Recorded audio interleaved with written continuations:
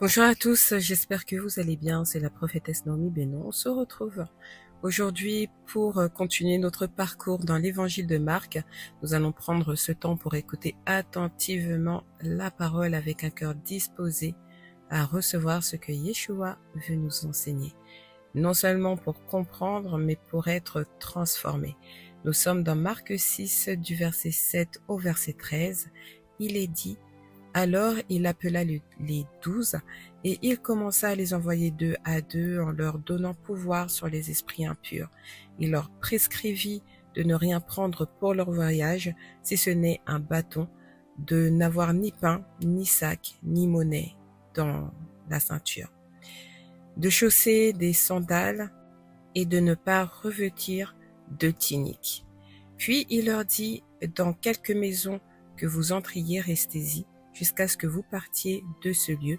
Et s'il y a quelque part des gens qui ne vous reçoivent ni ne vous écoutent, retirez-vous de là et secouez la poussière de vos pieds, afin que cela leur serve de témoignage. Ils partirent et ils prêchèrent la repentance.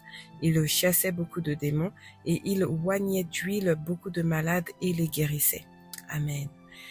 Alors ici, ce passage marque une étape importante dans le ministère de Yeshua, parmi tant d'étapes importantes, mais jusqu'ici, les 12 ont surtout été avec lui, observant, écoutant, apprenant, et maintenant Yeshua les appelle et les envoie. Et l'appel précède toujours la mission, mais la mission est une conséquence naturelle de la relation. Yeshua ne les envoie pas seuls ni au hasard, il les envoie 2 à 2, ce qui montre que la mission se vit dans la communion, dans le soutien mutuel et le témoignage partagé. Le royaume ne se bâtit pas dans l'isolement, mais dans la relation. Marc précise que Yeshua leur donne pouvoir sur les esprits impurs. Et cette autorité ne vient pas d'eux-mêmes, ni de leur expérience, mais de Yeshua seul. Ils ne représentent pas leurs propres idées, mais l'autorité de celui qui les envoie. Ça nous rappelle que le service que nous rendons pour Yahvé ne doit jamais, plutôt, reposer sur nos capacités personnelles, mais sur l'autorité que Yeshua accorde à ceux qui l'appellent. Les instructions données peuvent sembler étonnantes. Yeshua leur demande de partir presque sans rien, pas de réserve, pas de sécurité matérielle, pas de surplus. Ce dépouillement n'est pas une épreuve inutile, mais un enseignement profond. Ici, Yeshua apprend à ses disciples à dépendre entièrement de Yahvé, à dépendre entièrement de Dieu. Et la mission de chacun ne doit pas être soutenue par la peur du manque, mais par la confiance. Ce qu'ils n'emportent pas physiquement, ils doivent le recevoir spirituellement. La provision vient de Yahvé, souvent à travers l'accueil des autres. Le fait de rester dans la même maison jusqu'au départ montre aussi une attitude qu'il faut avoir, une attitude intérieure.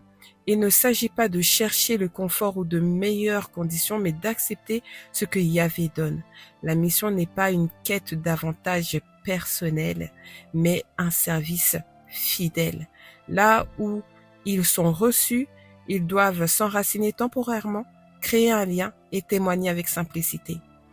Yeshua aborde aussi la question du rejet. Il ne promet pas un accueil favorable partout.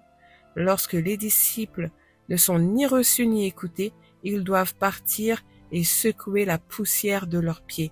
Et ce geste n'est pas un acte de colère, mais un témoignage. Il signifie que la responsabilité du refus ne repose pas sur ceux qui annoncent, mais sur ceux qui entendent. Le disciple est appelé à l'obéissance, pas à garantir les résultats. Souvent, beaucoup sont frustrés parce que ils partent en mission, ils partent évangéliser et reçoivent un mauvais accueil, et reçoivent du rejet de la part de personnes et le prennent pour eux. Mais ici, il y a un enseignement, c'est de ne rien prendre pour vous. D'accord? De vraiment vous attendre au Seigneur et pas et pas compter sur vos propres forces, mais toujours s'attendre au Seigneur, parce qu'en réalité, ce n'est pas vous qui le rejette, mais c'est le Seigneur qui le rejette. Alors pour continuer, ici le message central de la prédication des disciples, c'est la repentance. Avant les miracles, avant les guérisons, il y a cet appel au changement de cœur. La repentance n'est pas une condamnation, mais une invitation à se tourner vers Yahvé. Les miracles qui accompagnent les délivrances, les guérisons, ne sont pas une démonstration de puissance pour impressionner, mais des signes visibles que le royaume de Yahvé est en action. Ce passage nous montre aussi un équilibre, c'est la parole et l'action, l'autorité spirituelle et l'humilité, la foi et l'obéissance. Les disciples ne font rien en leur propre nom. Ils avancent parce qu'ils ont été envoyés et tout ce qui se passe par Yeshua. Pour conclure, Marc 6 du verset 7 au verset 13 nous rappelle que suivre Yeshua conduit naturellement à être envoyé par lui. Le disciple n'est pas seulement celui qui écoute, mais celui qui obéit et qui fait confiance. Donc la mission ne repose pas sur la sécurité humaine, mais sur la dépendance envers Yahvé. Yeshua demeure au centre, c'est lui qui appelle, c'est lui qui envoie, qui donne l'autorité et qui agit à travers ceux qu'il choisit.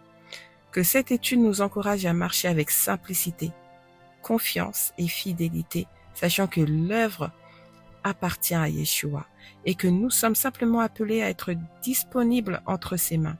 N'hésitez pas à partager vos réflexions, à transmettre cette étude autour de vous et à vous abonner pour ne rien manquer de la suite de cette série. Shalom à tous.